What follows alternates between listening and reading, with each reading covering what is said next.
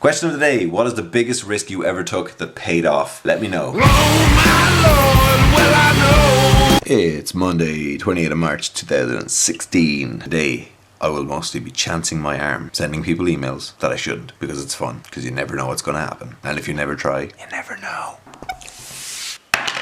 Since I started playing music, every single great opportunity that has come my way has been as a result of taking a chance. If you imagine this is like where you are, every so often something comes along that jumps you up like immediately, and those little opportunities that are above where you are at that moment are how I have progressed in my career. Going steadily, then boom, little opportunity, steady, boom, little opportunity. And all of those opportunities have been a result of sending an email, texting someone, or calling someone, or talking to someone. I took the chance and the opportunity came my way, and I was prepared enough to make it work. I'm no longer on this path, I'm up on the next level, and I keep going along and keep sending those emails, and then bang, another little nugget of opportunity comes along and you're up the next step of the ladder.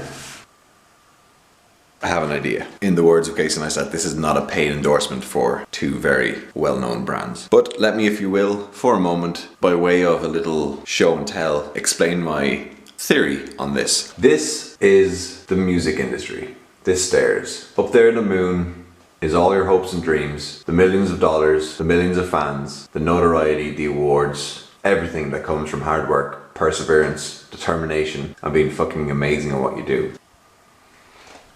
Here you are, or in my case, here I am. Before you start, you're not even on the stairs. You haven't made that first jump into picking up a guitar and starting to write songs, but you do.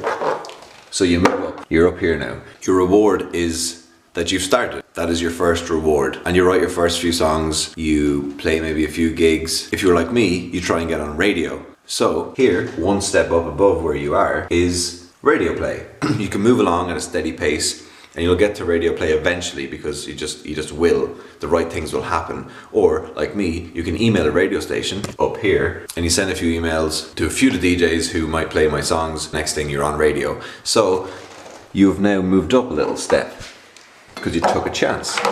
That's great. Now you enjoyed here for a while, but then the goals you want to achieve, they go up one step. Now you want to support a band who have fans and they have notoriety and they have a bit of buzz about them. If you're me, you email that band and you say, hey, I would love to support you at your next gig that you're playing in insert local town here. You do that enough times, one of them gets back to you and you're playing that gig, and then you get up to the next level. And that's awesome. You're here. Now you're supporting bands that have fans and you're starting to gain fans yourself. Then you're at a level where you're playing great gigs with great bands, but you want to get to the next stage of playing bigger gigs at bigger venues, and you need to get promoters involved who are booking those support acts. And you're recording your music and your songs are getting better and your brand is getting better and you're getting better at everything you do in music. But now, just like the last time, the goal moves up one step. So what do? Take a chance. After some time has passed and you've maybe played a few more bigger gigs with those bands that are doing well and your songs are still getting played on radio, you're quietly working away here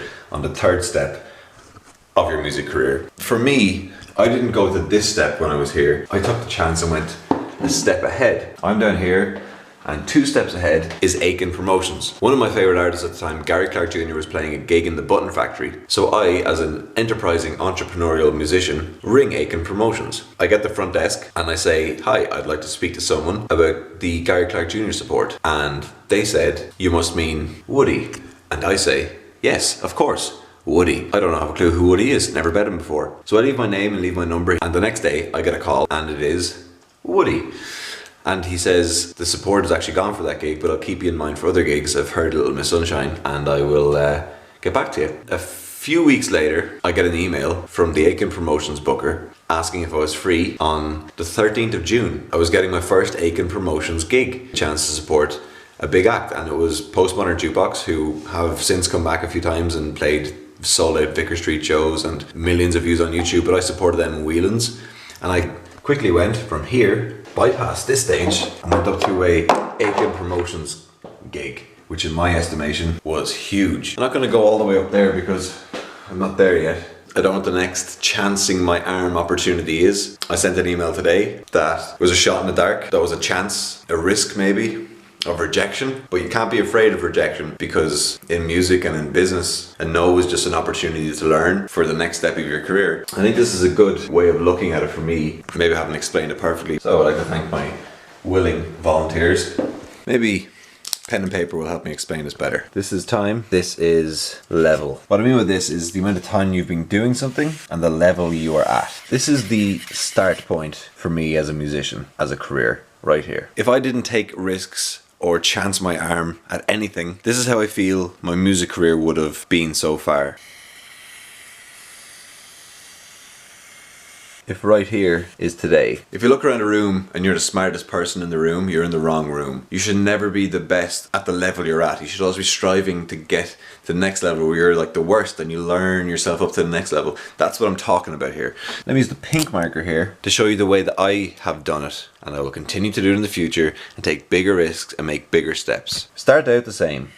And then I take a risk and I go boom. Now when I say take a risk, I don't send one email, get one reply and I level up. I send loads of emails to the right people. 1 in 100 might hit, and that's all it takes. Because I've made such a jump, the learning has increased as well. I've had to learn quicker, so I have become better than I would have been at the same point. So it doesn't go like this. No, it actually goes more like this, I feel. Because I've taken chances in my life, I've moved up at a rate that maybe I wouldn't have if I just stayed on the same, just sort of went along with it and wasn't ambitious. Again, this has to tie in with your ambition and your desires and your determination to want to succeed at the thing you want to succeed at. This mightn't pertain to you. So these levels that I've gone up are all relative to me. There's no defined metric for success. These are all relative successes. This is how I feel my career has gone.